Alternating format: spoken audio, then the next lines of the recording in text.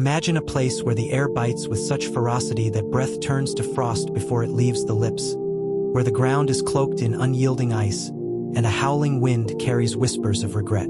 This is Zamharir, a realm of divine justice, crafted by the Almighty to reflect the weight of human actions, especially during the colder months. In the afterlife, where souls face the consequences of their earthly deeds, this chilling domain stands apart, not with searing flames, but with a cold so profound it pierces the very soul. Let's learn about this frozen realm, exploring its essence and the lessons it imparts to those who seek to walk the path of righteousness. This chilling realm is a stark contrast to the blazing fires we often associate with hell. Picture a desolate expanse where towering cliffs of ice loom under a starless sky, their jagged edges glinting with an eerie, pale light. Blizzards rage without end, blanketing the ground in snow that offers no warmth, only a relentless chill that seeps into the bones. The silence here is oppressive, broken only by the mournful wail of winds that seem to carry the echoes of pain of the sinful people. Just because it is a cold place does not mean it is any less scary and or devastating as the other parts of hell. It is not a place of rest but of reckoning. Those who find themselves in this frozen abyss face a torment that reflects their earthly choices, a reminder that the Almighty's justice is both precise and profound. The very essence of this place, rooted in the concept of extreme cold, underscores its role as a realm where the warmth of faith is absent, replaced by the consequences of neglect. Who, then, is destined for this place of unrelenting frost? Among those who face this frozen torment are individuals who allowed laziness to overcome their sacred duties, particularly in the bitter months of winter. The prophet, peace and blessings be upon him, taught that prayer is the cornerstone of faith. It is a direct connection to the Almighty that must be upheld with sincerity. Yet, some, chilled by winter's harsh embrace, neglect their obligatory prayers, choosing the comfort of warmth over the call to worship. This negligence, born of laziness, is a grave lapse, for prayer is the shield that guards the soul.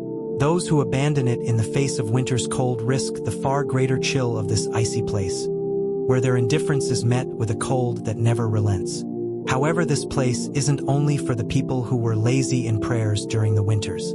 Many souls, tormented by the relentless flames of hell, may plead for the respite of this chilling realm, only to discover its merciless, bone-piercing cold, so unbearable that they beg to return to the fire. This relentless cycle of torment, ordained by the Almighty, reflects the unyielding justice that awaits those who stray from righteousness. The mental image of this frozen abyss urges us to hold fast to our prayers, no matter the season or struggle. Winter's chill may test our resolve, but the warmth of faith, kindled through devotion, protects us from the far greater cold of spiritual neglect. We should all know that prayer is a light that guides us, a discipline that strengthens our bond with the Almighty. To neglect it is to dim that light, leaving the soul vulnerable to the shadows of this icy realm. Likewise, this frozen domain reminds us to live with sincerity and devotion in all our actions. The Almighty's justice, as reflected in this devastatingly cold and chilly place, calls us to align our lives with the principles of faith and righteousness. By embracing the teachings of the prophet, peace and blessings be upon him, who exemplified steadfastness and devotion, we can shield ourselves from the consequences of neglect and strive for a life that pleases the Almighty. As we contemplate this frozen realm, let us not dwell solely on its terrors but on the path it compels us to take. The Almighty, in His boundless mercy, has given us the means to avoid such fates, through steadfast prayer, unwavering devotion, and a heart turned toward repentance. The prophet, peace and blessings be upon him, showed us the way, living a life of faith and commitment that we are called to emulate. In the face of winter's cold or life's temptations, let us hold fast to our duties, kindling the flame of faith that warms the soul. May we seek the Almighty's guidance, striving to live with integrity, so that we may find peace in His mercy, far from the frozen shadows of Zamharir.